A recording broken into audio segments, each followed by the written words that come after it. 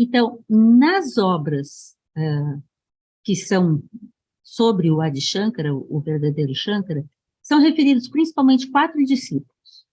O Padmapada, né? Então, vejam, quase todas as imagens que a gente vê por aí mostram um Shankara sentado à beira de um rio, com as montanhas lá no fundo, e rodeado por 4 discípulos. Às vezes 3, às vezes 5, mas o mais comum, já vi com 6, mas o mais comum é a imagem com 4 discípulos. Essa mesma imagem a gente colocou na capa do nosso livro, né? Então, o discípulo mais, talvez, comentado de Shankara é o Padmapada. Padmapada significa... Padma é lótus, né? E pada é o caminho, é o caminhar sobre, né? Então, Padmapada é aquele que tem um lótus a seus pés ou aquele que caminha, está apoiado, né? Seu caminho é sobre o lótus, né? Ele era um Brahmane, conhecido como Sanandana, e ele escreveu uma exposição ao Brahma Sutra Bhashya, que eu comentei há pouco, seria um suposto comentário de Shankara, e ele também escreveu uma Vijaya. Lembra aquelas 10 Vijayas que existem sobre Shankara? Uma das Vijayas foi escrita por esse discípulo importante de Shankara, que é o Padmapada. Só que, infelizmente, essa que seria uma excelente biografia, porque é de um discípulo que convivia com ele, essa foi perdida, né? Então, há imagens chamando atenção, pensando em Padmapada, desse tipo. Ele sobre as flores de lótus, andando no rio, acompanhando Shankara e os seus demais discípulos. O discípulo mais conhecido e mais falado é Sureshvara. Eu serei curta, tá? Sureshvara foi um grande pandit, um grande sábio, um grande instrutor e especialista na tradição sânscrita. Ele também é chamado de Visvarupa ou de Mandana. E ele é considerado, em seguida a Shankara, como o mais importante pensador dentro da escola Vedanta Advaita, né? A produção literária de Sureshvara é muito extensa.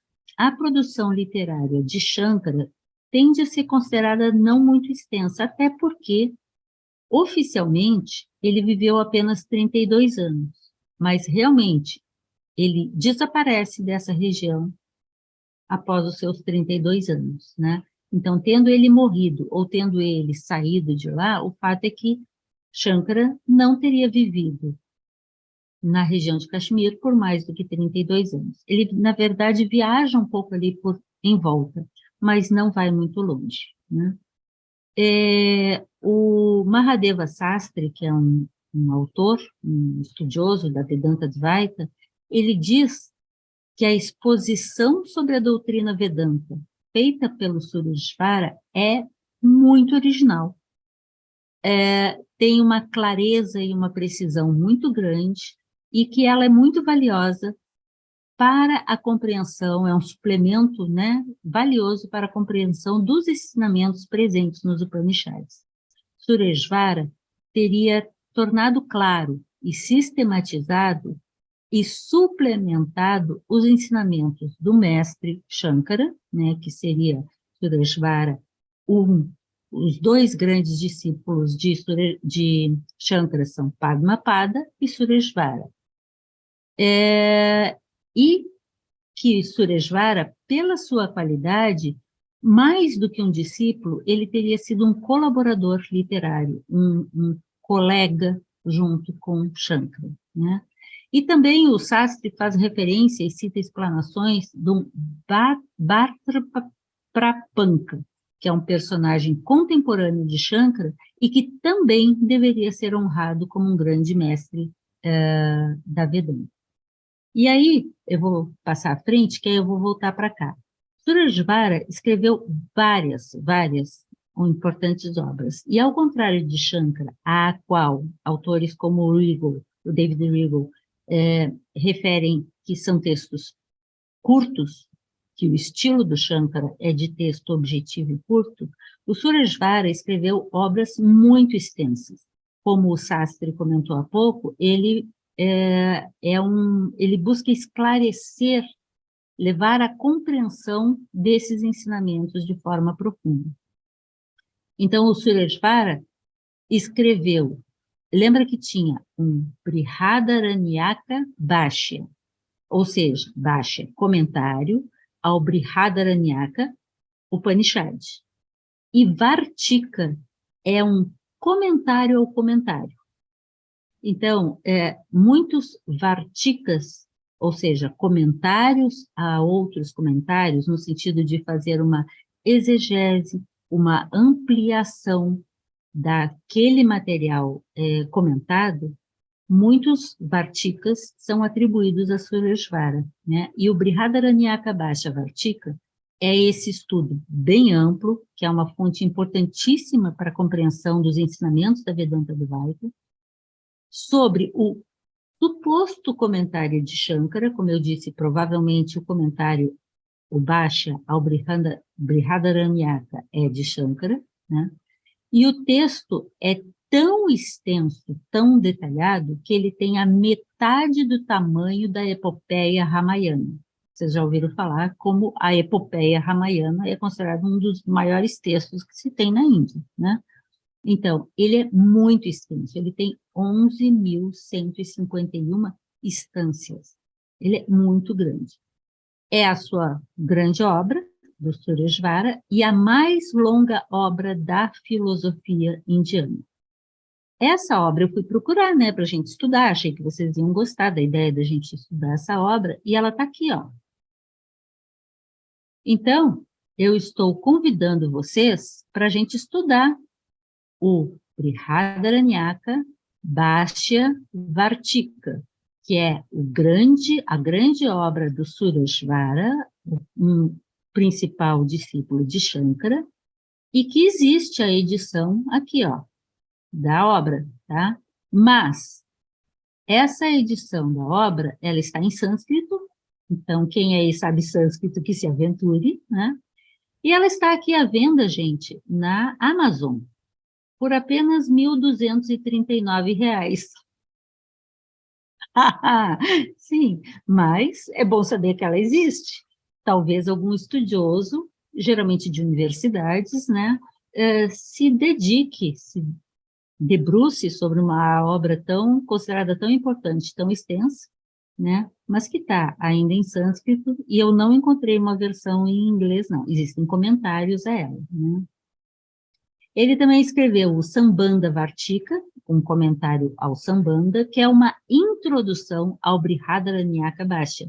Então, ao Brihadaranyaka Bhashya, do Shankara, o Sureshvara escreveu uma introdução, que é comentada como sendo muito interessante, e também um comentário a todo ele. E essa introdução é esse livrinho, existe em inglês, e essa é uma das versões dessa obra, que é pequena, que é apenas a introdução ao comentário de Shankara ao Brihadaranyaka.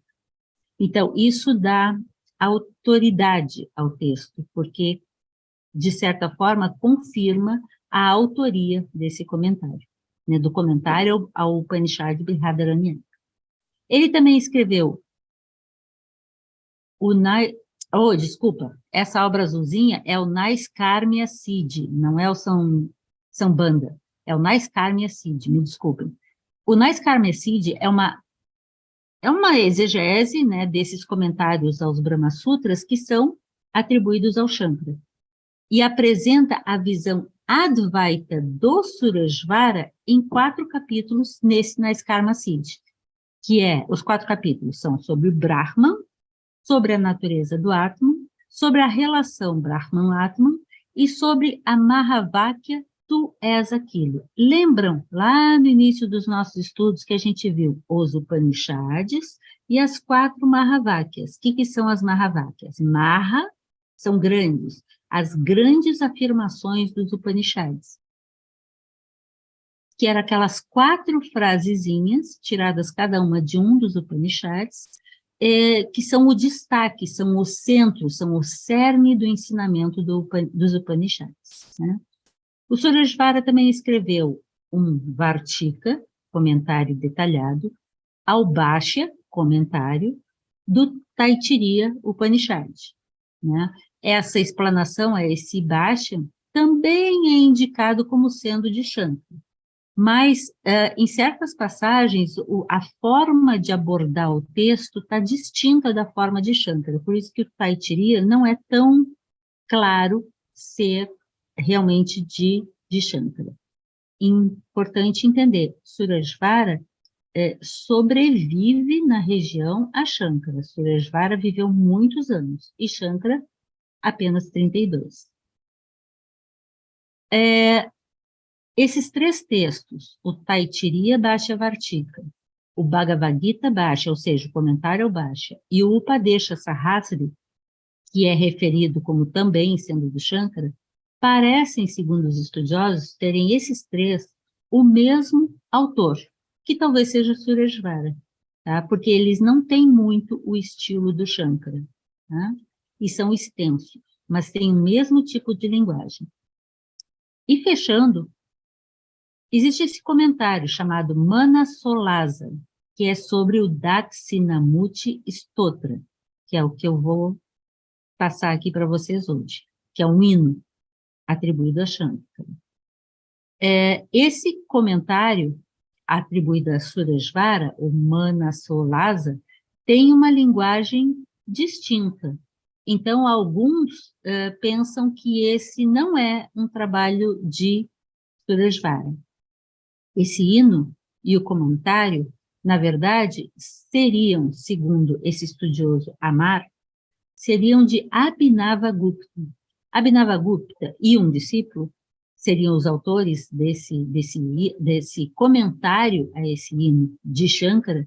Eles são dois grandes, o Abhinavagupta é o grande nome do Shaivismo de Kashmir. E a escola Shaivista, que é uma escola Advaita, ela dá sequência à tradição Advaita, o Abhinavagupta é do século X para o século XI, tá? Mas é um texto muito interessante de ser trabalhado. Eu gostei muito de ouvi-lo, tá? E há dúvidas sobre esse texto Pansikarana, que eu já citei lá no comecinho, se ele de fato é de Shankara ou não. E assim, o Pranava Vartika, né, que é o comentário ao Pansikarana, um poema Advaita atribuído a Sureshvara, também não seria de Sureshvara. Jane, por que está mostrando tudo isso? Para vocês verem que a gente tem muito material, mas quando a gente vai estudar, se a gente quer respeitar a mesma linhagem, a gente tem que saber se o autor é ou não é, e aí a gente vai se basear nos estudiosos sobre o assunto. Tá, eu estava olhando aqui os comentários de você. Ah, tá. E os os outros 2 discípulos, tá? Dos 4 principais discípulos de Shankara. O terceiro discípulo, a gente também já falou dele, quando a gente falou sobre a história e a datação de Shankara. Porque ele também, o terceiro discípulo, o Ananda Giri, ou o Giri, né? Que antes era conhecido como Udanka, e depois passou a ser chamado de Totaka, ou Totakacharya, né? Por causa desse hino, ou poema de louvor, né?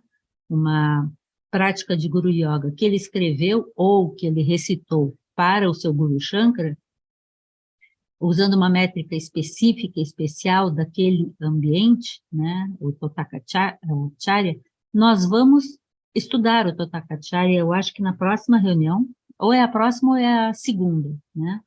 E, novamente, é um hino muito bonito, né? E aí o Giri, ou Ananda Giri, mais conhecido como Ananda Giri, ele também era o atendente, uma espécie de secretário do Shankara, né? Quem acompanhava o Shankara, né? E ele tinha uma grande devoção pelo seu mestre, pelo seu guru, o Shankara, e então ele faz esse poema e acaba sendo conhecido como Totaka, mas seu nome seria Anandagiri, depois de ter entrado na linhagem, porque antes ele era chamado de Udanka, tá? Atribui-se a ele essa Vijaya, essa biografia que eu tinha comentado, que, se eu não me engano, sobraram apenas 8 versos dessa Vijaya, ela só tem partes, e o texto Srutisara Samudarana, que é um texto longo, com 179 instâncias. E aí, ó, tá ele aqui, o volume 1, né, em inglês, tá? E o quarto discípulo foi chamado de Rastamalaka. Desse quarto discípulo tem uma historinha. Diz que o Shankara, andando pela região, né, ele vai até na região de Karnataka, que é lá no norte da Índia, ele vai até uma vila de Brahmanes, e nessa vila ele encontra uma família que tinha um garoto de 7 anos, muito quieto, e que quando o Shankara chegou, todo mundo ficou, assim, espantado, porque o menino começou a fazer prostrações e reverências ao Shankara, né, e as pessoas acharam estranho, né, porque o menino era muito quieto.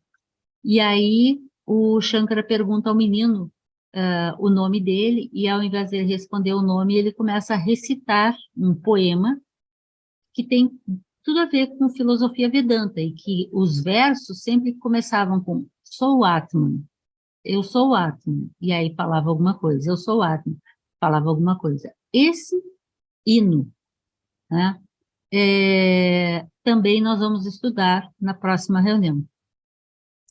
Esse menino, então, passou a ser chamado pelo Shankara de Rastamalaka, porque ele tinha um conhecimento natural de Atman, ele tinha uma lembrança sobre o seu aprendizado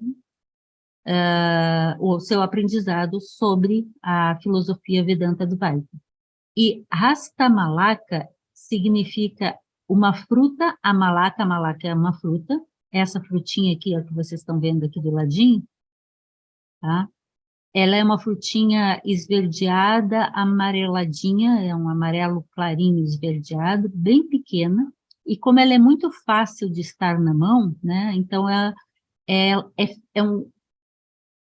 um fruto doce que vem fácil, né? Então, o Shankara teria abençoado o menino, e passado a chamá-lo de Rastamalaka. Ele é o mais jovem desse grupo, né? E levou o menino junto, né, na continuação da viagem, e diz ao pai do menino que ele conhece a verdade sobre Atman devido à sua prática na vida anterior, né? Então, isso é como um ensinamento. E aqui também eu coloquei, ó, algumas versões do Rastamalaka. E a gente tem o Rastamalaka aqui na obra que a gente vai extratos, acho que o Rastamalaka até está inteiro aqui, que a gente vai estudar na próxima reunião, né? Existe um quinto discípulo, né, que é Sitsuka, ou Vishnu Sharman, né, que escreveu também uma Vijaya sobre Shankara, mas poucos fragmentos dela sobreviveram, e nessa biografia, o Sitsuka também se refere ao Sureshvara, né? E nesse texto também é indicada a data de 509 para o nascimento do Shankara. Então, eu coloquei aqui uma imagem dessas muitas imagens que tem sobre Shankara com seus 4 discípulos, né? E eu vou querer mostrar para vocês esse verso que eu estava comentando, esse hino, né, que eu consegui nesse endereço aqui, e aí eu vou abrir ele para a gente poder ver. Vocês leram o material? Algum comentário a ser feito sobre? Eu acho que esse capítulo tinha pouca coisa e eu podia ter avançado, né, já para o outro, mas como eu não tinha combinado antes, eu trouxe apenas dessa forma, né, o capítulo em si. O que eu chamaria a atenção? Oi, Yara, fala. Depois eu chamo a minha atenção que eu queria falar de uma coisa. Eu queria só fazer uma observação sobre malaca, porque malaca é essa frutinha redondinha, pequenininha, que é chamada cereja indiana, né? Mas também a malaca é uma espécie de é um tipo de arquitetura. E é até bem bom que tá essa imagem aí, ali na última imagem que tem aquele raio de sol, seria um telhado, né? Eles fazem tipo de uma laje, vou dizer assim, traduzindo, né? Então é uma arquitetura que é uma forma redonda, cheia de raios, né? Então tem vários templos que usa essa arquitetura Amalak, né? Então que representa o sol, né? Então nada, tem 24 raios, tem toda uma forma arquitetônica, né, definida. Então bem interessante que representa o sol, né? Que tem a ver com Atma, obviamente, né, com Logos. Então, achei bem interessante também essa outra relação da palavra malaca, a malaca. Muito interessante isso, que você está dizendo. E não é por acaso que está na capa do nosso livro. Né? Eu não sabia que isso era. Eu sabia que tinha. Não era por acaso, que isso aqui tinha relação com Rasta Malaca, mas eu não sabia que é uma linha de arquitetura indiana mesmo. Uhum.